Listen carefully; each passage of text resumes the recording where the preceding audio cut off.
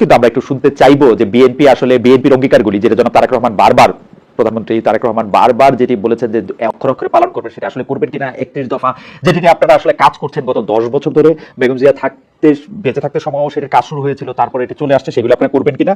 আর হচ্ছে দর্শকদের মতামত হচ্ছে যে খালেদ ভাই আজকে নীলু আপার দলে, কে জানি এটা বললো, খালেদ ভাই নীলু আপার দলে। আর হচ্ছে জালাল আহমেদ, উনি বলছেন যে খালেদ ভাই বিএনপির এজেন্ট।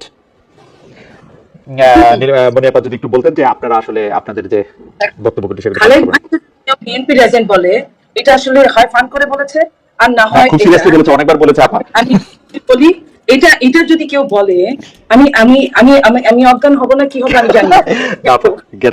আমি সেই প্রশ্নকর্তাকে বলছি যে উনি ফানি করেছে, কারণ আর যাই হোক খালেদ মহিউদ্দিন যে বিএনপি প্রো কোনো দিন হতে পারে না, এটা তার প্রশ্নগুলা দেখলেই বোঝা যায়। এবং যারা বিগত 15-20 বছর তার প্রশ্ন দেখে নাই তারা বলতে পারে। এটা যদি এনসিপির মতো বয়সে 12, 14, 15 বছর, 18 বছর হয় তাহলে বললে আমি বিশ্বাস করলাম। এখন যাই হোক আপনি যেটা বলেছেন আপা, একটু আপা আপনাকে প্রশ্ন করি, মানে আমাদের এখানে তো খুব আবার কাটাকাটি চলে, তো আপনি যেহেতু বলছেন যে খালেদ মহিউদ্দিনের প্রশ্ন যারা 15-17 বছর ধরে শুনছে তারা জানে যে সে কখনো বিএনপি হতে পারবে না, এটা কাইটা দিবে খালেদ মহিউদ্দিন আওয়ামী লীগ হতে পারবে।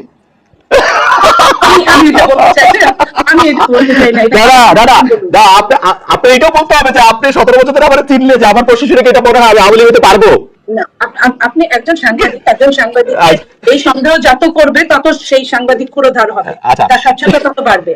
সন্দেহ থাকুক, আমি আমার জায়গা থেকে আমি আমার দলকে আপনি দলীয়করণটা নিয়ে যদি একটু বলেন যে আমরা আসলে দলীয়করণের জায়গা থেকে এবং একটা সব মানুষের সরকার, সব মানুষের প্রধানমন্ত্রী হিসেবে আমরা এই সরকারকে দেখবো কিনা।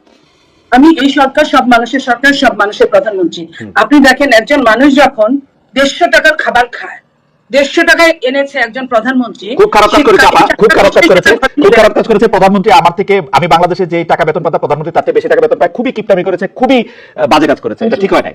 না না বলছেন কেন, উনি খুবই বাজে কাজ করেছে, খুবই বাজে কাজ করেছে। এবং আমি এটা জানতে চাইবো জাহিদুর রহমান সাহেবের সাথে যদি আমার কোনো থাকে, আমি জানতে চাইবো যে সাংবাদিকদেরকেই 150 টাকার খাবার খাওয়াইছে নাকি বিদেশি অতিথিরা আসলে মনিয়াপার আসলে 150 টাকার খাবারই খাওয়ায়, নাকি স্পেশালি সাংবাদিকদের জন্য। উনি শোনেন ইউনিভার্সিটিতে খাবার খেতে গিয়েও বলছেন যে এই খাবার আপনাদের কমাতে হবে।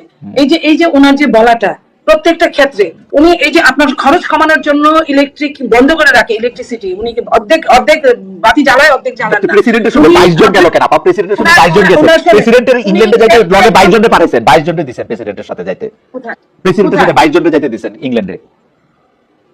কে? এই তো আপনার সরকার অনুমোদন ছাড়া তো প্রেসিডেন্ট যাইতে পারবে না বিদেশে। প্রেসিডেন্ট তো আমাদের না, আপনাদের তো 100% আপনাদের। প্রেসিডেন্ট দল থেকে নির্ধারিত। প্রেসিডেন্ট চলে যাওয়ার সময় প্রেসিডেন্টের যদি কোনো এইবার প্রেসিডেন্ট, আমি তো গাছরে দেখি আপা, আমি তো গাছরে দেখি, তার ফলে এই প্রেসিডেন্ট যেভাবে শহীদ প্রেসিডেন্ট জিয়াউর রহমানের কথা বললেন, যেভাবে জাতীয়তাবাদের কথা বললেন, যেভাবে আওয়ামী লীগের সমালোচনা করলেন, এই প্রেসিডেন্ট আপনাদের প্রেসিডেন্ট। এখন সংসদীয় গণতন্ত্র যদি প্রেসিডেন্টকে আপনাদের প্রেসিডেন্ট না বলেন, অনেক রকম জটিলতা। আপনি কিছুদিন ধরে সংসদে যাচ্ছেন, আমি আমাদের প্রেসিডেন্ট যতই বলি না কেন, আমাদের প্রেসিডেন্ট আরেকটা দল থেকে নিয়োগকৃত প্রেসিডেন্ট, আমাদের প্রেসিডেন্ট, বাট সে আরেকটা দল থেকে পরিবর্তন হয়ে গেছে আপা, তা তো পরিবর্তন, সে বেশি দিন থাকবে না। সে যদি তার অন্তিম মুহূর্তে যদি কিছু চায়, কিছু বলে, কাউকে নিতে চায়, সেটা হয়তো বা ওই হিসাবটা করা হয়েছে।